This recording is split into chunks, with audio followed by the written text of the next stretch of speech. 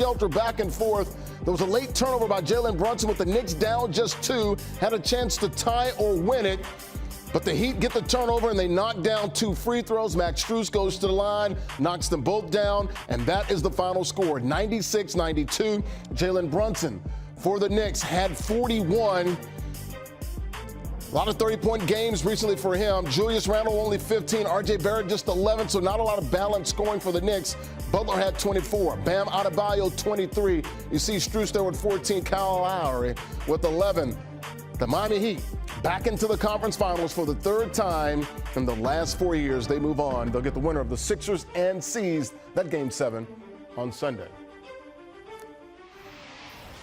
Well, let's go ahead and bring in CBS Sports NBA writer Colin Ward-Heninger. And Colin, man, you look at that final minute there. First of all, the Heat were up 6. Jalen Brunson gets the foul there, takes a hit to the face. The technical there, hits both free throws. They score. They get it within 2. And then he turns the ball over. Miami closes it out there. Just talk about how great of a finish that was here in that game. Game 6 there between the Heat and the Knicks, and the Heat moving on. Yeah, I mean, it was certainly a fitting finish given how ugly and brutal that game was.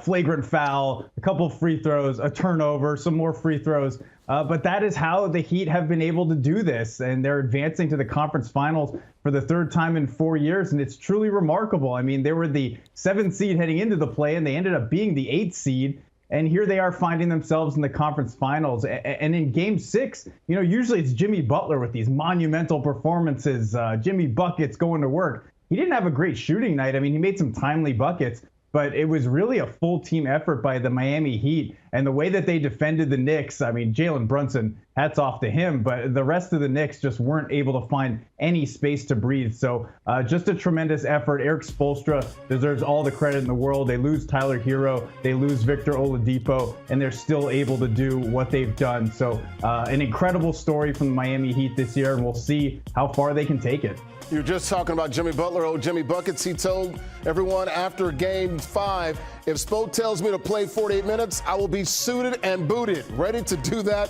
and will win. I thought that was the part of the quote that a lot of people were missing. He said, and will win. That was almost a little guarantee, not Joe Namath-esque, but anyway, the Heat get the job there. He scores 24 on Friday night, came in averaging over 32 a game, which was 2nd highest during these playoffs for a player in the NBA. How good was Jimmy Butler and just showing the fighting being available for his team Friday night in that Game 6?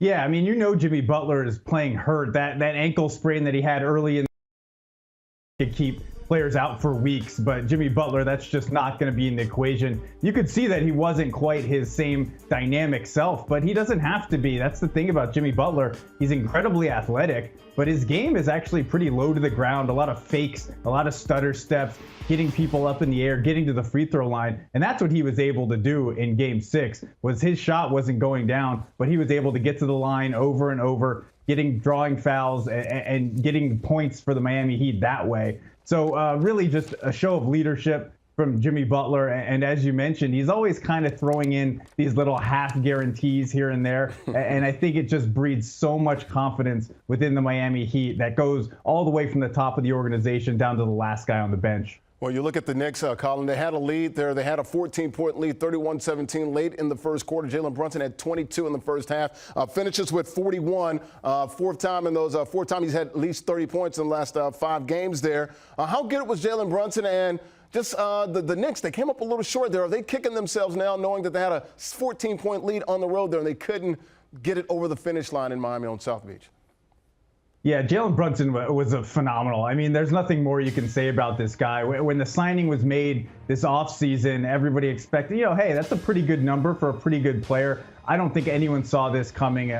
All-star level, potential all-NBA level player, and he just took his game up a notch in the playoffs. For him to get 41, the way that Miami was defending him, I mean, I'm surprised he could even breathe, let alone get jump shots off. He was getting into the lane. He was knocking down three-pointers, getting to the free throw line. And, you mentioned that flagrant foul. I mean, he almost ended up getting the Knicks back into this game, putting them in position to win. So absolutely a perfect finish for a great year from Jalen Brunson. We'll see where the Knicks are able to go from here. But, I mean, yes, they are kicking themselves for blowing that early lead. And it was really the rest of Brunson's supporting cast that didn't step up.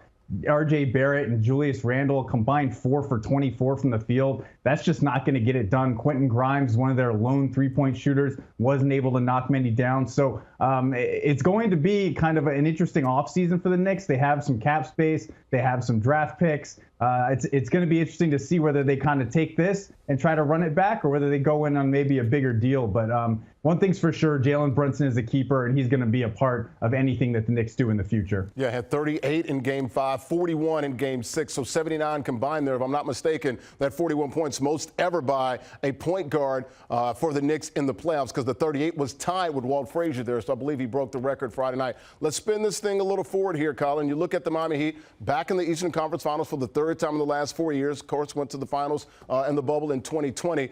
If you are the Miami Heat, do you want the Sixers or do you want the Celtics, which we'll see Game 7 on Sunday?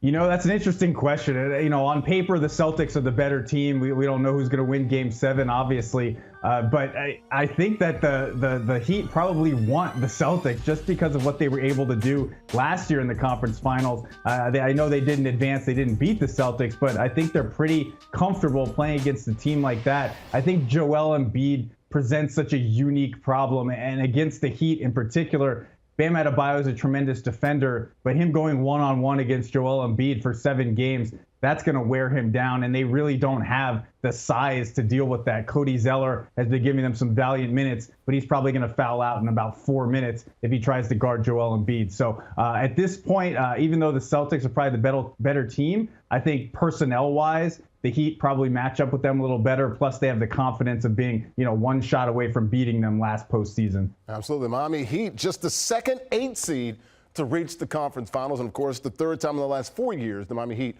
in the conference finals. Enjoy the rest of the weekend. He is Colin Ward-Heninger, CBS Sports NBA writer. Colin, really appreciate your time here on a Friday night.